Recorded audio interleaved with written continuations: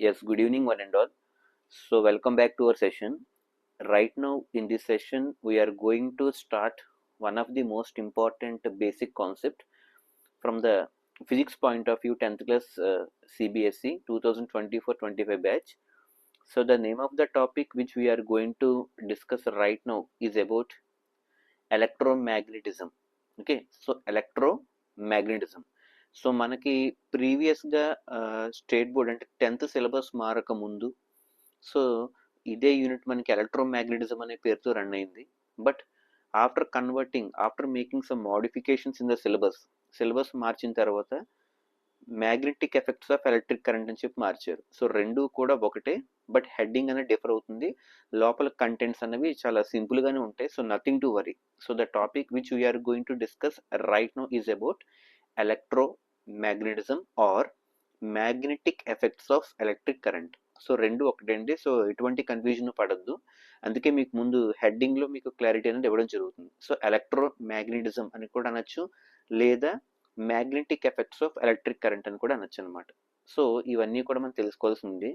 So for the couple of last weeks, అంటే for the last couple of weeks చూస్తే మనం ఎక్కువగా కెమిస్ట్రీని ఫోకస్ చేసాం. సో కెమిస్ట్రీలో మనం already chemical equations, chemical reactions and అలాగే టైప్స్ ఆఫ్ కెమికల్ రియాక్షన్స్ ఇవన్నీ కూడా మనం చూసుకున్నాం. సో ఆ తర్వాత యాసిడ్స్, బేసిస్, సాల్ట్స్ సంబంధించినటువంటి వీడియో క్లాసెస్ కూడా కంప్లీట్ చేయడం జరిగింది. And after that one metals, non మెటల్స్కి యొక్క సమ్ బేసిక్ ఇంట్రడక్షన్స్ అన్నవి ఇవ్వడం జరిగింది. అందులో ఇంకొక పార్ట్ ఉంది, అది త్వరలో మనం స్టార్ట్ చేద్దాం. ఇకపోతే లేటెస్ట్గా మనం అప్లోడ్ చేసినటువంటి వీడియోస్లో ఒకటి carbon and it's compound. So దాన్నే మనం ఆర్గానిక్ కెమిస్ట్రీ అని కూడా అంటాం అనమాట. సో అది కూడా అప్లోడ్ చేయడం జరిగింది. So from today session we are going to focus mainly on the physics point of view electromagnetism. So అయితే అసలు what is the meaning of the word electromagnetism? అసలు ఎలక్ట్రోమాగ్నెటిజం అంటే ఏంటి? సో అసలు what is the relationship between electricity and magnetism? అయితే ఎలక్ట్రిసిటీకి మ్యాగ్నెటిజంకి ఏమైనా రిలేషన్ ఉందా? So is there any relationship existing between electricity and magnetism? అయితే ఒకవేళ రిలేషన్ కనుక ఉంటే అది ఏంటి? What kind of relation exist between electricity and magnetism in case if there is existing of a relation. ఒక రిలేషన్ లేకపోతే ఎలా ఉంటాయి, అలాగే ఒకదానికి ఒకటైనా రిలేషన్ ఉందా? అయితే ఇది ఏంటి అంటే ఎలక్ట్రిసిటీ వల్ల మనకి మ్యాగ్నెటిజం డెవలప్ అవుతుందా, లేదా మ్యాగ్నెటిజం వల్ల మనకి ఎలక్ట్రిసిటీ అనేది వస్తుందా? సో ఫస్ట్ మనకి ఈ బేసిక్ తెలియాలి. ఓకే, సో ఎలక్ట్రిసిటీ వల్ల మ్యాగ్నెటిజం డెవలప్ అవుతుందా, లేదా మ్యాగ్నెటిజం వల్ల ఎలక్ట్రిసిటీ డెవలప్ అవుతుందా? సో ఫస్ట్ పాయింట్ మనకి ఈ విషయం క్లారిటీ తెలియాలి. ఇకపోతే నెక్స్ట్ అందులో ఏంటంటే డిఫరెంట్ షేప్స్ ఉంటాయి అనమాట. ఒక స్ట్రైట్ కరెంట్ క్యారింగ్ కండక్టర్ ఉంటుంది, అలాగే ఒకవేళ కండక్టర్ కనుక సర్క్యులర్ రూప్లో ఉంటే ఎలా జరుగుతుంది, అలా కాకుండా అది ఒక సాలినాయిడ్ అంటే ఒక సర్క్యులర్ రింగ్ టైప్లో ఉన్నప్పుడు ఎలా జరుగుతుంది, ఇవన్నీ కూడా మనం ఇన్ డెప్త్ ఇదే యూనిట్లో మనం డెప్త్ వెళ్ళినప్పుడు మనం చూస్తాం. అలాగే ఇంకా లాస్ట్కి వచ్చేటప్పటికి షార్ట్ సర్క్యూటింగ్ అంటే ఏంటి, అలాగే ఓవర్లోడింగ్ అంటే ఏంటి, అలాగే వాటి నుంచి మనం ఏ విధంగా ప్రొటెక్ట్ చేయాలి, అలాగే ఫ్యూజ్ యొక్క అంటే మన ప్రతి ఇంట్లో మనకి ఫ్యూజ్ అనేది ఉంటుంది, ఆ ఫ్యూజ్ యొక్క ఇంపార్టెన్స్ ఏంటి, అది ఏ విధంగా మనకి ప్రొటెక్ట్ చేస్తుంది. సో ఇవన్నీ కూడా మనకి ఎక్స్క్లూజివ్గా ఈ ఎలక్ట్రోమాగ్నెటిజం యొక్క టాపిక్లో కవర్ అవుతాయి అనమాట. సో ఇకపోతే what is the relationship between electricity and magnetism? So ఎలక్ట్రిసిటీకి మ్యాగ్నెటిజంకి అసలు రిలేషన్ ఉందా, ఉంటే అది ఏంటి? సో నిజం చెప్పాలంటే to be frank to say there is a mutual relationship between electricity and magnetism. First point మనం గుర్తుపెట్టుకోవాల్సింది ఆల్వేస్, ఎప్పుడు ప్రతిసారి కూడా there exist a mutual relationship between electricity and magnetism. ఇది ఖచ్చితంగా నోట్ చేసుకోవాల్సిన పాయింట్ అండి. ఖచ్చితంగా రిలేషన్ అన్నది ఉంది, వాళ్ళిద్దరూ కూడా బంధువులే. ఆ దూర బంధువుల దగ్గర బంధువులు తర్వాత చూద్దాం. ఓకే, ఖచ్చితంగా వాళ్ళిద్దరి మధ్య ఒక గుడ్ రిలేషన్షిప్ అంటే ఒక మ్యూచువల్ రిలేషన్షిప్ అనేది ఉందన్నమాట. సో దేనికి మధ్య అంటే ఎలక్ట్రిసిటీకి మ్యాగ్నెటిజంకి. సో ఫస్ట్ పాయింట్ అది. మరి సెకండ్ పాయింట్, ఎలక్ట్రిసిటీ వల్ల మనకి మ్యాగ్నెటిజం వస్తుందా, లేదా మ్యాగ్నెటిజం వల్ల ఎలక్ట్రిసిటీ అనేది డెవలప్ అవుతుందా? సో కొంతమందిలో ఉన్నటువంటి డౌట్స్ అనమాట. సో ఇక్కడ జనరల్గా టు బీ ఫ్రాంక్గా చెప్పాలంటే ఇది బేసిక్స్ క్లాస్ కాబట్టి ఒక అవుట్లైన్స్ చెప్పి అప్పుడు మనం డెప్త్కి వెళ్దాం బోర్డు వరకు. Okay, so what is the relationship between electricity and magnetism? So to be frank to say అంటే మనం ఏదైనా ఒక మ్యాగ్నెటిజం డెవలప్ చేయాలంటే ఖచ్చితంగా ఫస్ట్ మనకి ఎలక్ట్రిసిటీ అనేది ఉండాలి. ఓకే, ఒక మెటాలిక్ కండక్టర్ అంటే ఒక మెటల్తో తయారు చేయబడినటువంటి ఒక కండక్టర్ తీసుకుని ఆ కండక్టర్కి మనం కనుక ఎలక్ట్రిక్ కరెంట్ కనుక పాస్ చేయగలిగితే, if we could pass that electric current through the metallic conductor, ఒక ఫస్ట్ ఏం చేస్తుందంటే ఒక మెటాలిక్ కండక్టర్ తీసుకుంటాం. సో మెటాలిక్ కండక్టర్ని తెలుసుకుని మెటల్తో తయారు చేయబడినటువంటి ఒక కండక్టర్ అనమాట. ఆ మెటాలిక్ కండక్టర్కి మనం ఒక ఎలక్ట్రిక్ కరెంట్ని మనం పాస్ చేస్తాం అనమాట. If we could pass that electric current through that metallic conductor due to the flow of electric current, అందులో ఎలక్ట్రిక్ కరెంట్ ఫ్లో అవుతుంది కాబట్టి it is nothing but flow of charge, అవునా కదా, అంటే మూమెంట్ ఆఫ్ ద అయాన్స్ లేదా moment of the charges. So ఎప్పుడైతే ఈ metallic కండక్టర్కి మనం ఎలక్ట్రిక్ కరెంట్ మనం సప్లై ఇస్తామో, due to that electric current there exist the flow of charge. ఎప్పుడైతే మనం ఎలక్ట్రిక్ కరెంట్ పాస్ చేస్తామో, ఆ పాస్ చేసినప్పుడు మనకి ఛార్జ్ అనేది మెటాలిక్ కండక్టర్ ఈ ఎండ్ నుంచి ఈ ఎండ్ వరకు మనకి ఫ్లో అవడం జరుగుతుంది అనమాట. ఎప్పుడైతే మనకి ఈ ఎలక్ట్రిక్ ఛార్జ్ అంటే ఎలక్ట్రిక్ కరెంట్ అనేది ఫ్లో అవుతుందో, ఈ ఫ్లో అవుతున్నంత సేపు కూడా ఆ ఎలక్ట్రిక్ ఎఫెక్ట్కి తగ్గట్టుగా మ్యాగ్నెటిక్ ఫీల్డ్ అనేది క్రియేట్ అవుతుంది. అది సెకండ్ పాయింట్ మనం తెలుసుకోవాల్సింది. ఓకే, మళ్ళీ చెప్తున్నాను చూడండి.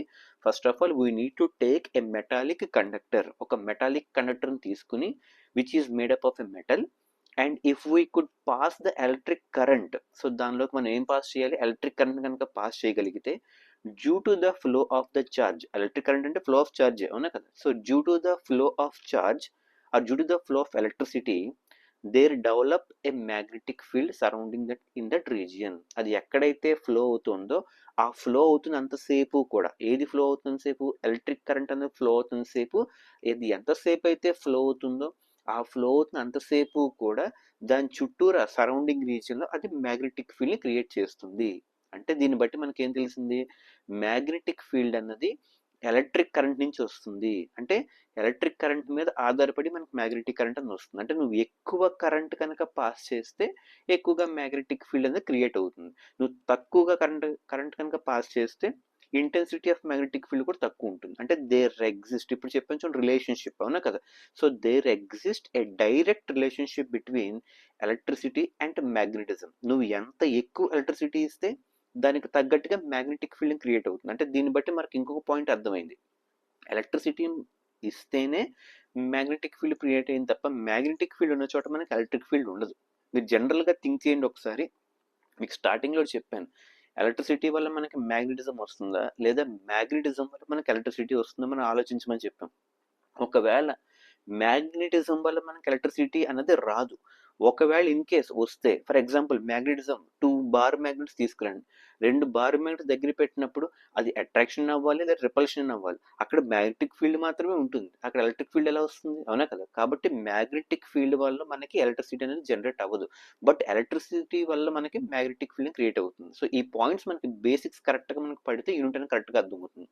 So always there exists a mutual relationship between electricity and magnetism.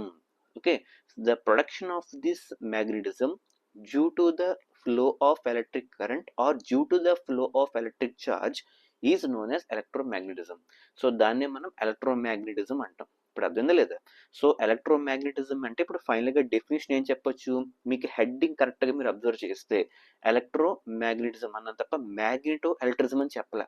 అందుకే మీరు ఫస్ట్ అబ్జర్వ్ చేయండి, ఎలక్ట్రోమాగ్నెటిజం అనే హెడ్డింగ్లో ఎలక్ట్రో అంటే ఎలక్ట్రిసిటీని బేస్ చేసుకుని there is a phenomenon of rising or development of the magnetism.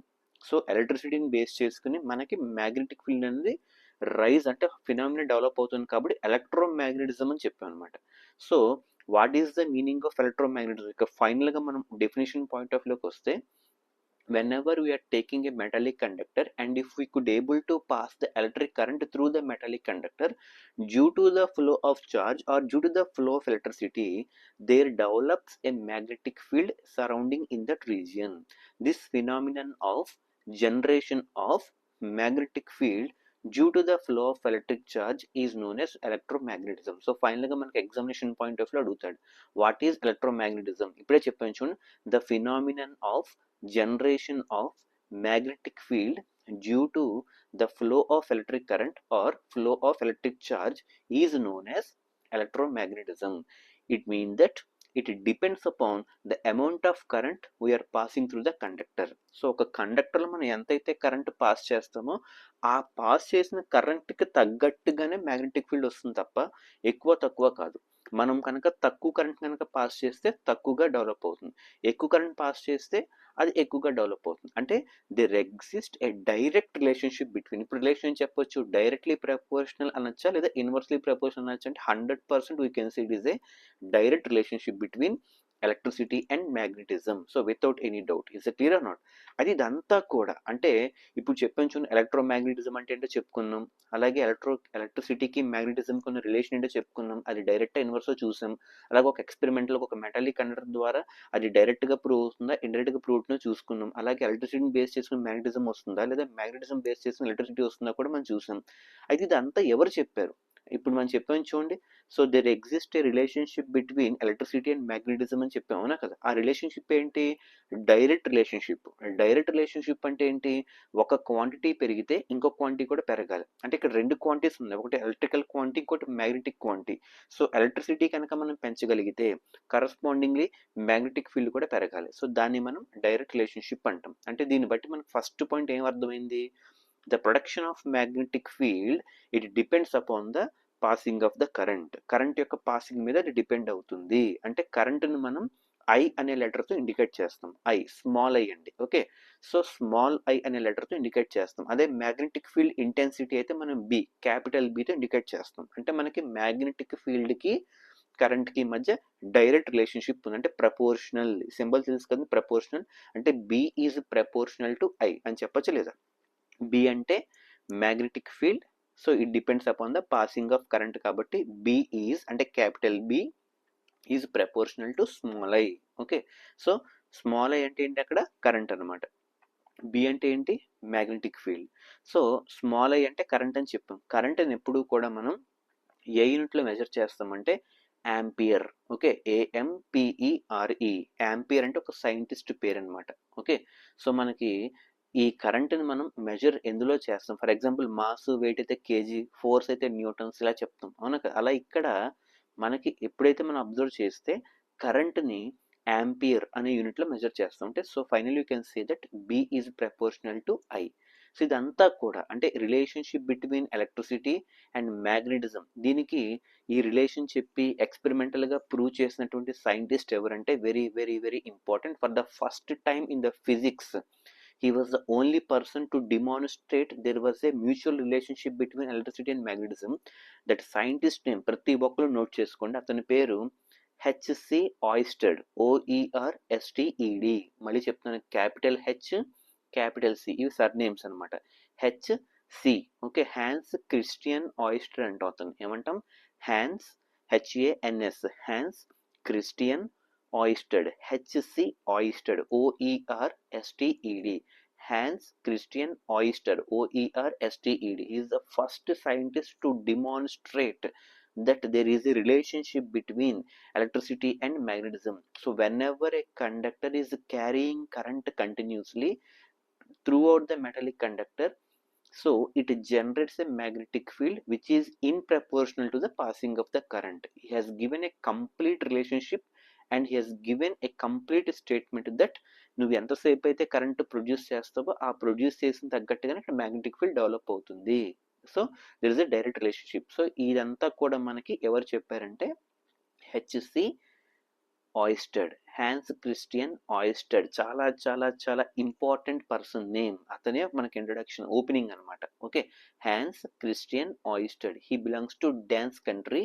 Okay, 1820లో మనకి ఇతను చెప్పడం జరిగింది. 1820 డాన్స్ కంట్రీకి చెందినటువంటి, అంటే డానిష్ అంటాం. ఓకే, ఆ డానిష్ కంట్రీకి చెందినటువంటి ఒక physicist. So that person name is Hans Christian Ørsted. He has demonstrated that there exists a relationship between magnetic field B and passing of the current small I.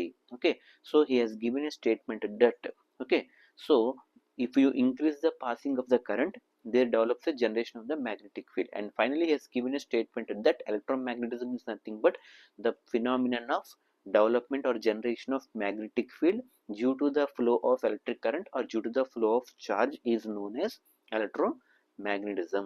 ఇంకా so ఇక next సెషన్లో మనం ఇతను ఏ విధంగా prove చేశాడు, ఇప్పుడు చెప్పాడని చెప్పాం. ఏం చెప్పాడు? There exist a relationship between electricity and మ్యాగ్నెటిజంకి రిలేషన్ ఉంటుందని చెప్పాడు. మరి ఆ ఉన్న రిలేషన్ని he has to prove to the world. ప్రపంచానికి అతను ప్రూవ్ చేయాలి.